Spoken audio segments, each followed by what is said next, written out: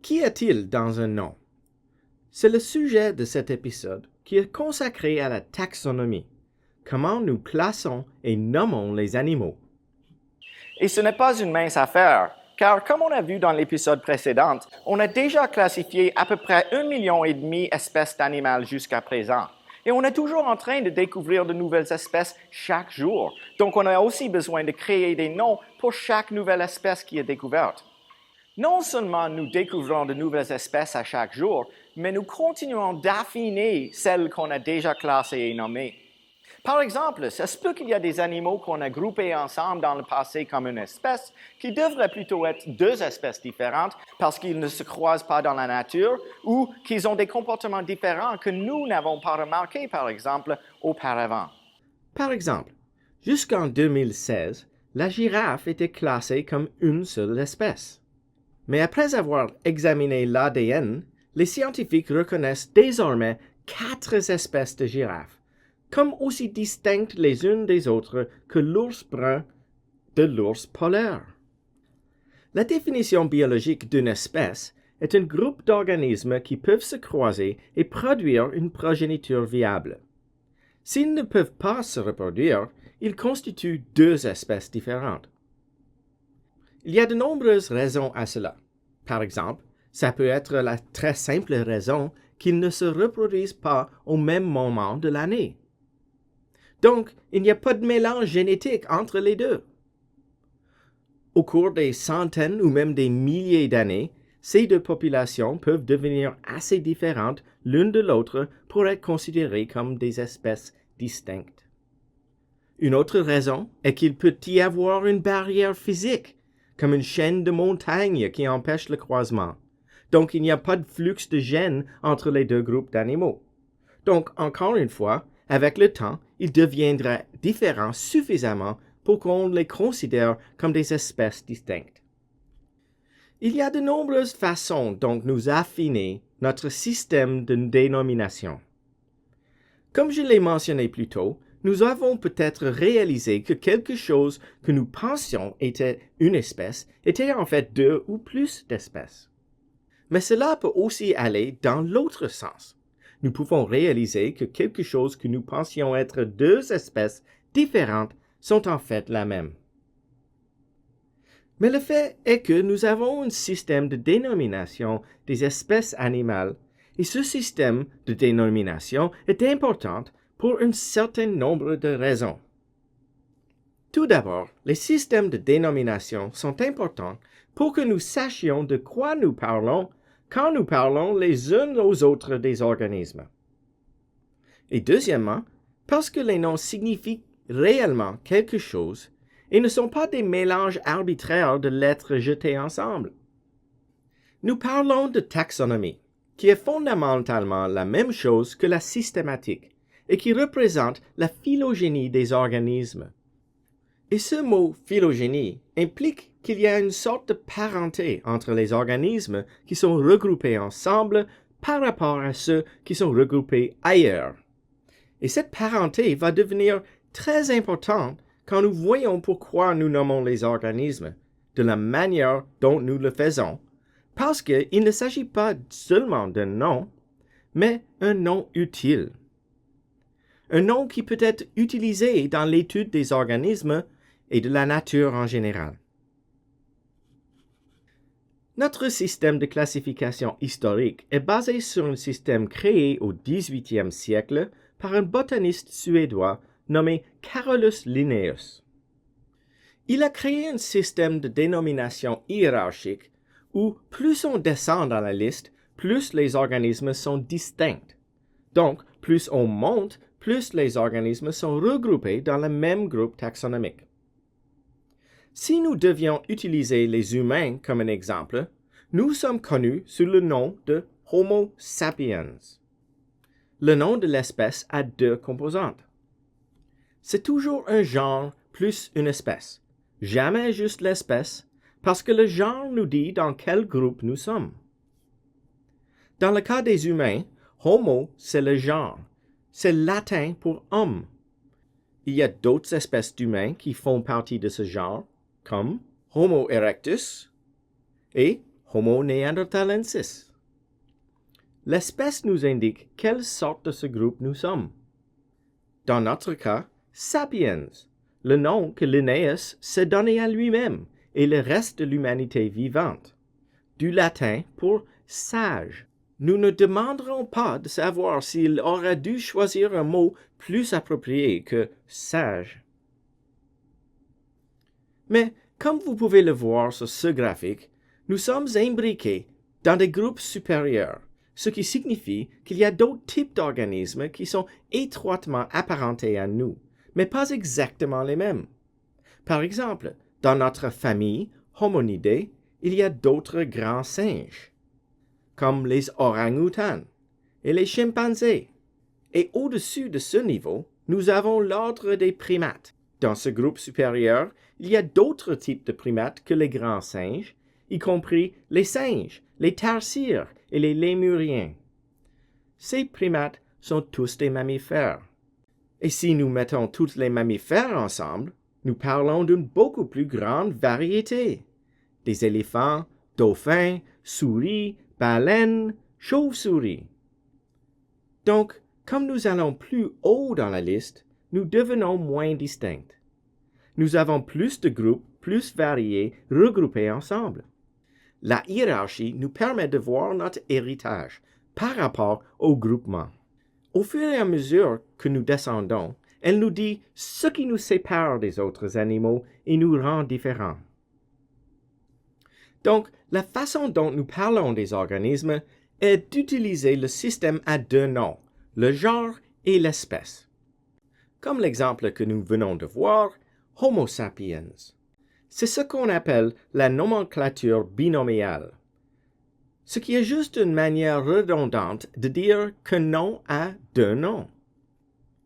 Alors pourquoi utiliser cette nomenclature binomiale, au lieu de noms communs, par exemple, que nous connaissons tous? Eh bien, disons qu'un organisme international, comme les Nations Unies, travaille sur un projet pour augmenter la population d'abeilles. Et il y a des gens de nombreux pays différents avec des différentes langues qui travaillent dans la communauté. Il devient rapidement évident qu'une fois que vous êtes en dehors de votre propre groupe linguistique, il n'est pas utile d'utiliser ce nom commun.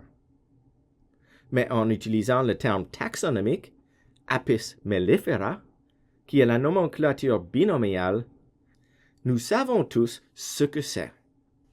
Le travail scientifique est international par nature. Et donc, cette nomenclature binomiale est un aspect très important de la pratique de la science. Mais il y a une autre caractéristique très importante de la nomenclature binomiale, et c'est que les noms représentent quelque chose. Les noms et les groupements représentent leur parenté, leurs relations les uns avec les autres au cours de l'évolution.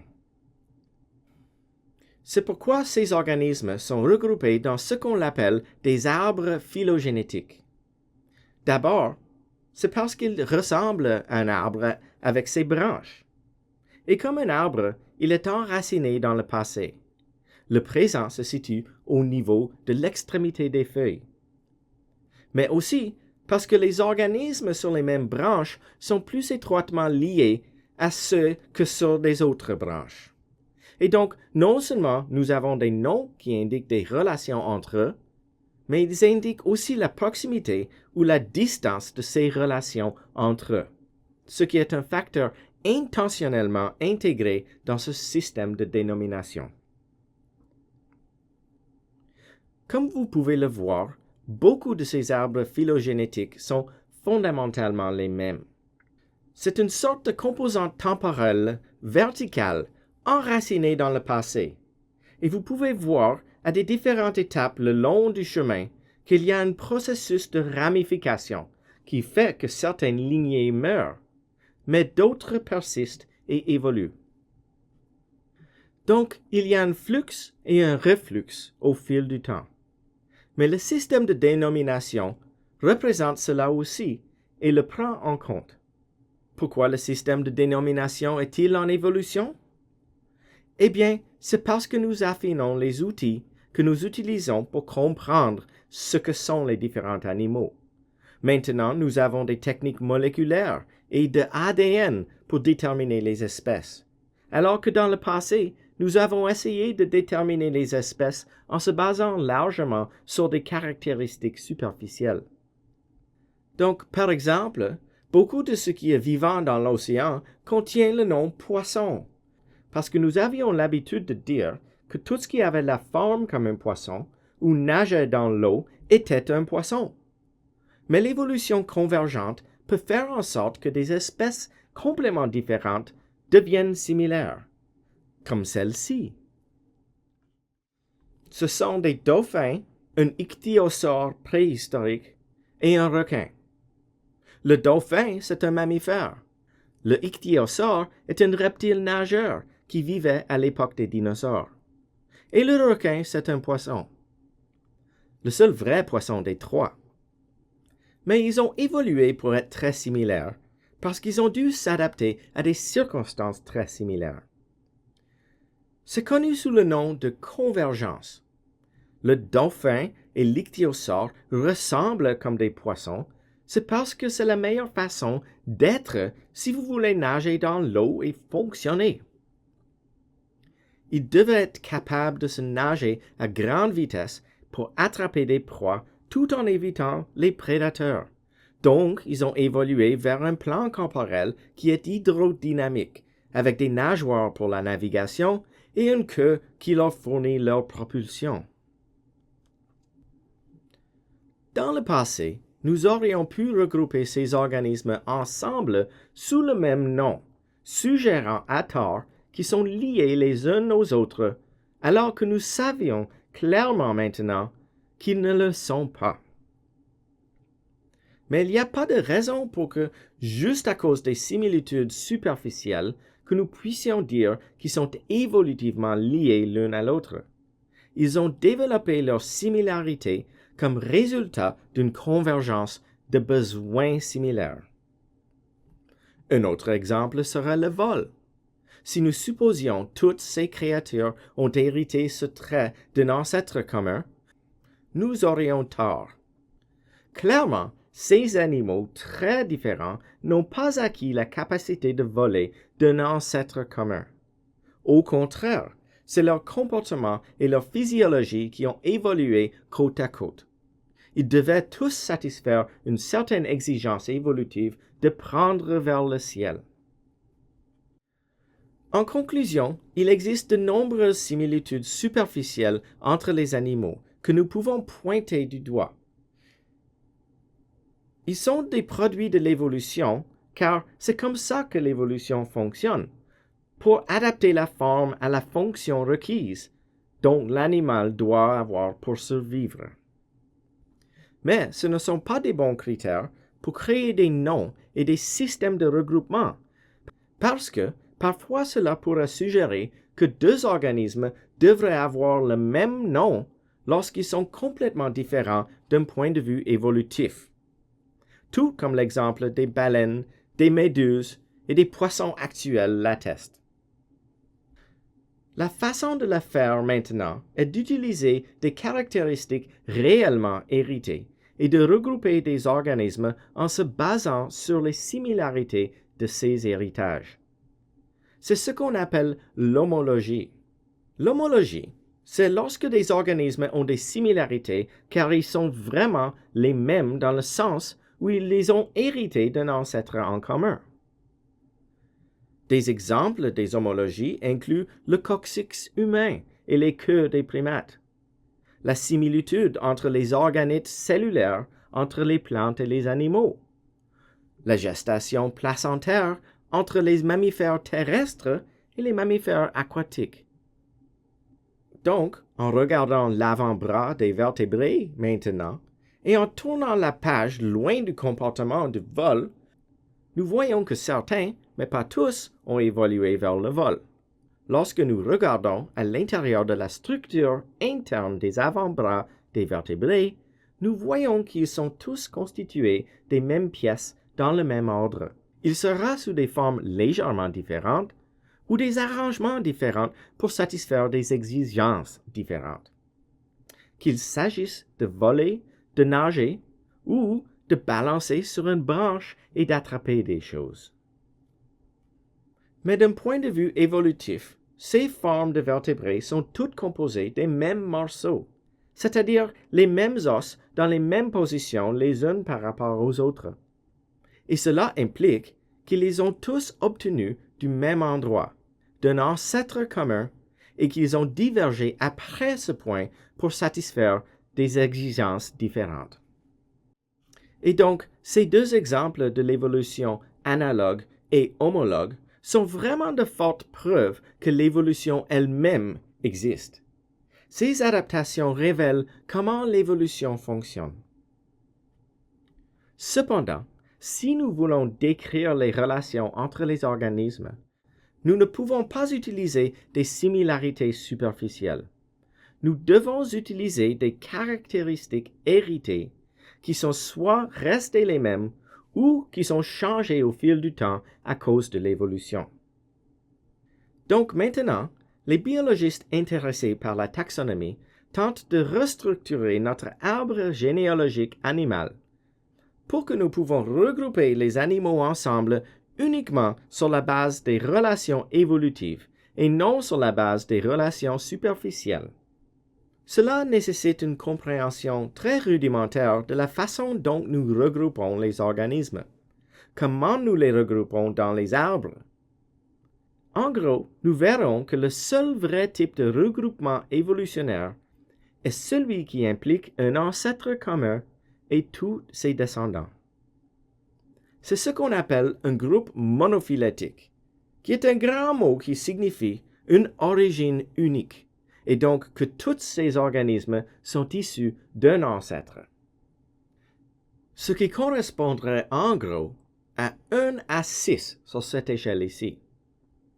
Les organismes 1, 2, 3, 4, 5 et 6 sont tous liés à l'autre directement via cet ancêtre commun juste ici. Cependant, il y a d'autres systèmes de regroupement qui ont été utilisés dans le passé, qui ont parfois conduit à d'étranges partenariats. Par exemple, ce groupe, où nous avons un ancêtre et quelques descendants, eh bien, ces autres descendants, nous allons les appeler quelque chose d'autre. Maintenant, ce n'est pas la vraie relation parce que 1 et 2 font partie de ce groupe qui comprend 3, 4 ou 5 et 6, et les exclure pour une raison ou une autre ne l'est pas. La famille des grands singes était autrefois connue sous le nom de Pongidés, et les humains avaient leur propre famille. Pourquoi? Parce que, bien sûr, nous les humains sommes si spéciaux et uniques. Nous voulions nous exclure de ce groupe des grands singes. Mais ce serait inexact, parce que peu importe combien spécial et merveilleux que nous pensons être, nous et les grands singes avons un ancêtre commun. Maintenant, nous avons un seul nom de famille pour nous tous, et c'est Homonidés pour tous les grands singes. Ce serait une approche corrective pour changer la précédente décision superficiellement dérivée pour dire « Eh bien, ces autres animaux semblent assez différents pour que je les mette dans une catégorie différente. » Nous ne pouvons pas faire ça si nous parlons de relations évolutives. Un autre exemple très simple est que les oiseaux sont essentiellement des dinosaures. Donc, en créant une classe uniquement pour les oiseaux, ça rend les reptiles un groupe paraphylétique, ce qui signifie qu'il y a un ancêtre commun à tous les reptiles et que nous avons pris un de leurs descendants pour le mettre dans un groupe différent. C'est erroné lorsque vous utilisez la taxonomie pour décrire les relations évolutives. Une approche corrective serait de considérer les oiseaux comme un sous-ensemble d'anciens reptiles, connus sous le nom d'archosaures, qui n'incluent pas seulement leurs cousins les crocodiles, mais aussi les dinosaures éteints. Le point, c'est que nous essayons de construire un arbre généalogique qui représente avec précision notre évolution. Et donc les noms que nous utilisons sont importants car ils sont destinés à décrire ces relations. Pas seulement les noms, mais aussi les regroupements sous certains noms, le regroupement collectif dans certaines catégories nommées et les exclusions dans les catégories distinctes. Et donc c'est là où nous allons ensuite aller, c'est de reconnaître que de construire un cladogramme ou cet arbre phylogénétique animal en utilisant les techniques modernes, les outils moléculaires de l'ADN, nous permettent de vraiment mesurer la parenté et de créer ces regroupements. Ils sont censés être les moyens par lesquels de regrouper les organismes qui ont un héritage évolutif en commun, et de séparer ceux qui sont séparés par un événement évolutif distinct qui a créé des lignées différentes pour ces groupes-là. Les caractéristiques qui sont utilisées pour séparer et regrouper les animaux sont ce que nous allons explorer dans la prochaine et dernière partie de cet épisode. Nous reprendrons à la question de savoir comment on s'y prend pour créer ces catégories de caractères qui disent « cet animal c'est un arthropode, cet animal n'est pas ». Donc ils sont connus comme caractéristiques évoluées. Des traits dérivés, c'est une autre façon de parler de ces caractéristiques évoluées. Et la première est au niveau le plus simple, celui de la niveau cellulaire ou des tissus. Donc, rappelez-vous que nous sommes revenus à la définition de ce qui est un animal. Un animal, vous vous souvenez de la définition du premier épisode, est un eucaryote multicellulaire qui ingère sa nourriture. Donc, c'est multicellulaire. Mais ça ne veut pas dire qu'il doit avoir des tissus. Donc, le premier niveau de différenciation est de savoir s'ils ont des tissus ou non. Si ce n'est pas le cas, alors ils sont dans un groupe. Si oui, alors ils sont dans l'autre groupe. Et en fait, les animaux les plus simples, comme les éponges, n'ont pas de tissus. Ils sont juste un ensemble de cellules qui se trouvent à travailler ensemble très bien. Et donc le moyen par lequel qui permet de séparer les éponges de tout le reste des animaux qui ont évolué des tissus. Maintenant, il y a 3 types de tissus qui sont formés dans les embryons. La couche interne, l'endoderme, la couche intermédiaire, le mésoderme, et la couche externe, l'ectoderme. Chez les animaux supérieurs, l'ectoderme donne naissance aux couches externes de la peau, l'endoderme donne l'intestin, et le mésoderme les muscles et les organes.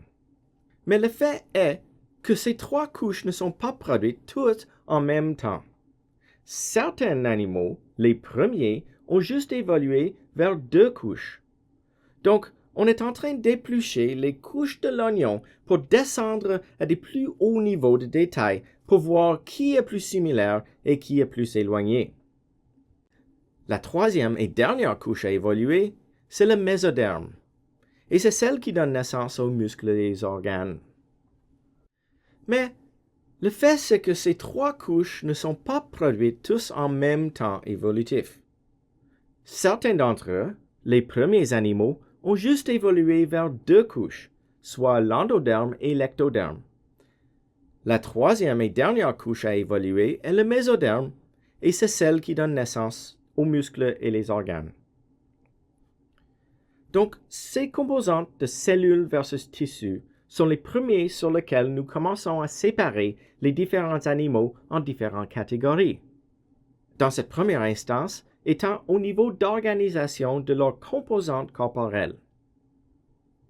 Le niveau suivant à regarder serait, une fois qu'il y a des tissus, c'est ce qui se passe au niveau du développement embryonnaire.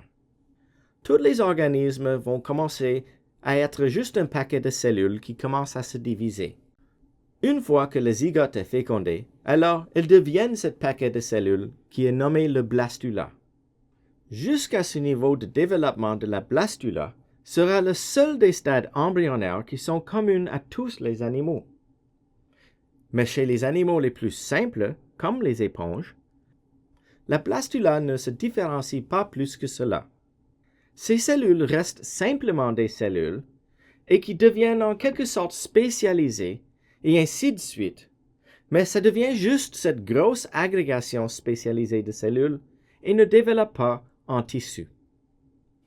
Chez les animaux plus avancés, l'embryon continue un développement plus prononcé. Ceci, ça débute avec la formation de la tracte alimentaire, qui est un processus où il y a une invagination vers l'intérieur. Ceci, c'est aussi l'origine des tissus embryonnaires. Donc, je vais illustrer ceci avec l'aide de cette ballon.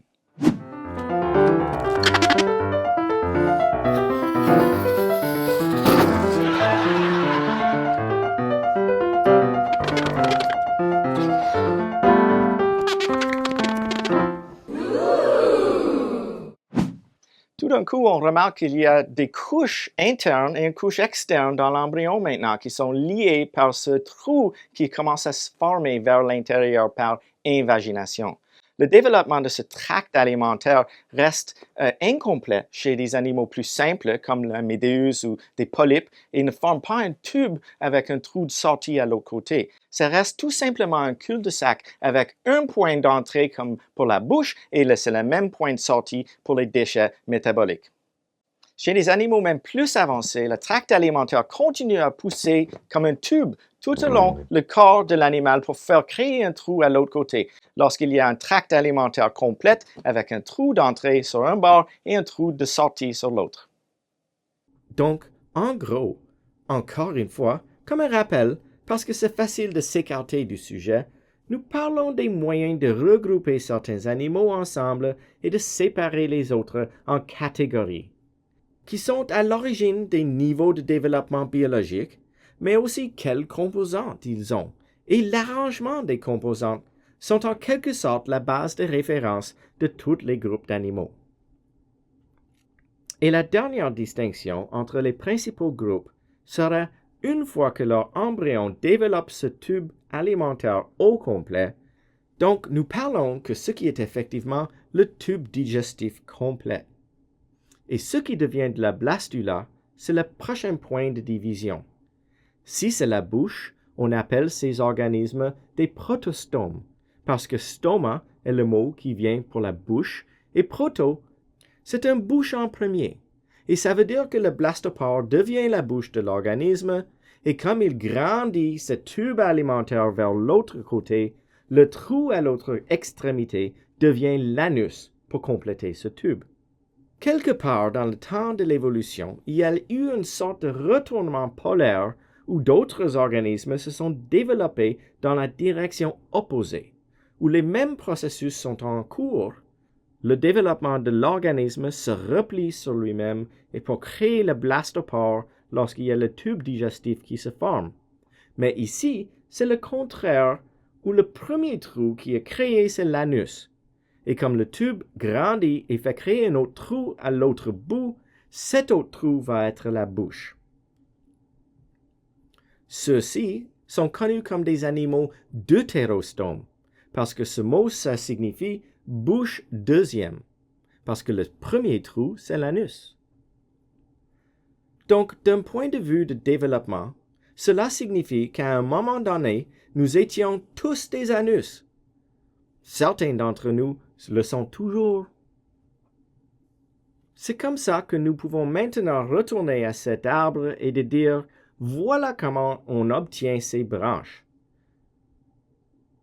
C'est que ici, l'ancêtre le plus commun de tous les organismes sont unicellulaires pour nous porter vers les protozoaires au sein des protistes. Et le premier groupe des animaux est celui qui a développé la multicellularité, étant les éponges. Mais ensuite, les tissus ont évolué et donné naissance aux lignées des nidaires, qui sont les méduses et les polypes. Cependant, ils n'ont que 2 couches de tissus et ils sont connus comme des diploblastes. avec juste endo et ectoderme qui est rempli par des couches de gelée. Plus bas, quand on continue sur le cladogramme animal, nous trouvons l'évolution du mésoderme, ce qui signifie des muscles, et tout d'un coup, soudainement, à partir de ce point, sont des vrais animaux avec les 3 couches embryonnaires qu'on appelle des triploblastes. Donc, ils ont des muscles et des organes. La prochaine distinction majeure chez les différents types de triploblastes est entre le développement protostomien et les triploblastes deutérostomiens, car leurs développements embryologiques sont comme des opposés polaires l'un de l'autre.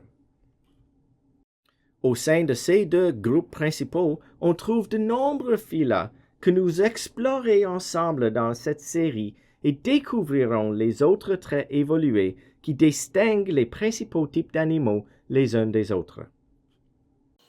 En conclusion, chaque organisme a un nom à lui propre et à lui seul.